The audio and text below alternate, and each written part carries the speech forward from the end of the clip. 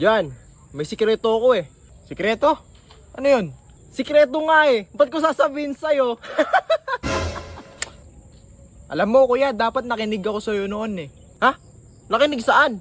Ano bang sinabi ko sa'yo noon? Bumalay ko. Kaya nga dapat nakinig ako sa'yo noon eh. Ano ang tawag kapag hinati mo yung isda sa gitna? Eh di daing. Ay, galing nga. Ito naman. Ano naman ang tawag kapag hinati mo yung isda sa dalawa? Hinati sa dalawa? Sige ano? Eh di tuna. Sige, ito naman. Baliktarin mo yung halo-halo. Baliktarin ko yung halo-halo. Loha-loha. Mali. Ha? O sige, ano pala? Eh di matatapon. Binaliktad mo eh. Ano ang tawag sa dalawang espiritu na gumagala? Eh di multo. Uy, galing ah. O ito naman. Ano naman ang tawag sa tatlong espiritu na gumagala? Eh di multo pa din. Mali. O sige, ano pala? Eh di multri. O ito ah. Ano naman ang kabaliktaran ng kaluluwa? Kaluluwa? Waluluka. Mali na naman. Ha? O sige ano? Ang kabaliktaran ng kaluluwa, kalulunok.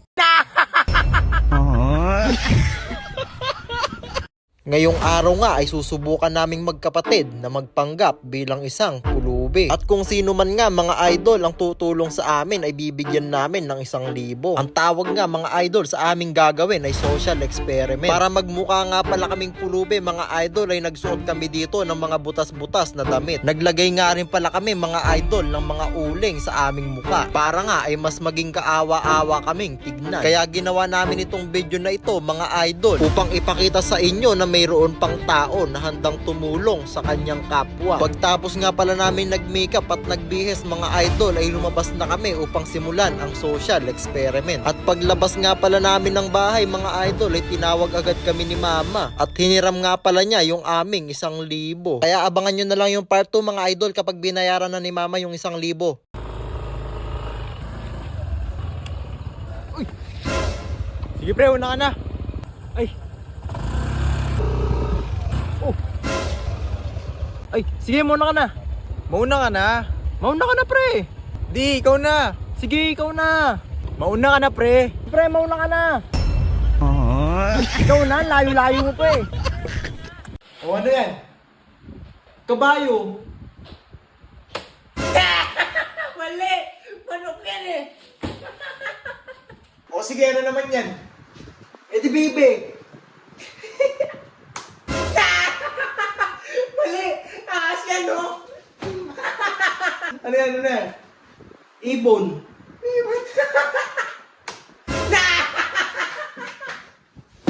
Aso yan. Sige, ano yan? Ostrich. Oh, ostrich pa. Ostrich.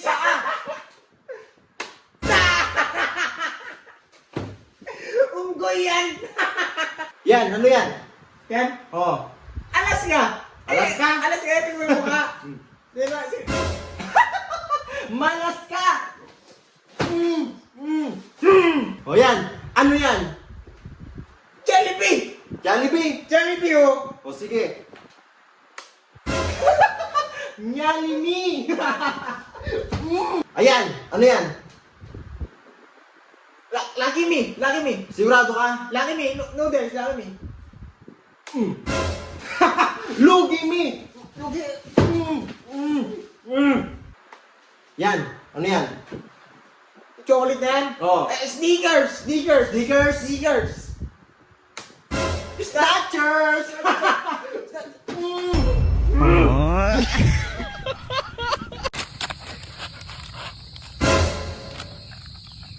Hoy!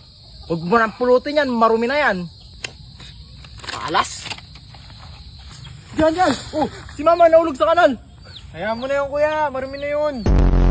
Knock. Who's there? You. You who? Yoo-hoo! Ito ha, bigyan mo ako ng 6 na prutas na nagtatapos sa letter L. 6 na prutas na nagtatapos sa letter L? Oo, tulad ng santol, tsaka kahel. Santol, kahel. O ano pa? Teka, mahirap yun ah. O ano, sirit na? O sige, sirit na. Eh di 5 santol, tsaka 1 kahel. Na! May jeep na umaandar. May sakay na 10 pasero. Teka ah. Yung jeep na umaandar, may sakay na 10 pasero. Oo, umaandar. Pagdating niya sa kanto, lumiko sa kanan. Bumaba yung 3 pasero. Bumaba yung 3 pasero. Pagdating sa susunod na kanto, kumaliwa siya. Bumaba na naman yung 2. Bumaba na naman yung 2. Pagdating sa susunod na kanto, sumakay yung 3. Sumakay yung 3. Tapos pagkanan niya ng ganyan, sumakay na naman yung 1. Sumakay yung 1. Tapos dumiretso, kumaliwa, bumaba na naman yung 1. Teka. Bumaba yung 1. Ang tanong, ilan ang 8 lahat ang natirang pasahero ng jeep. Hindi! Ilang beses lumiko yung jeep? So yun guys, meron po akong binebentang motor. Try natin. Ganda ng tunog. Maganda pa yung takbo nito guys. Lakas ng busina oh.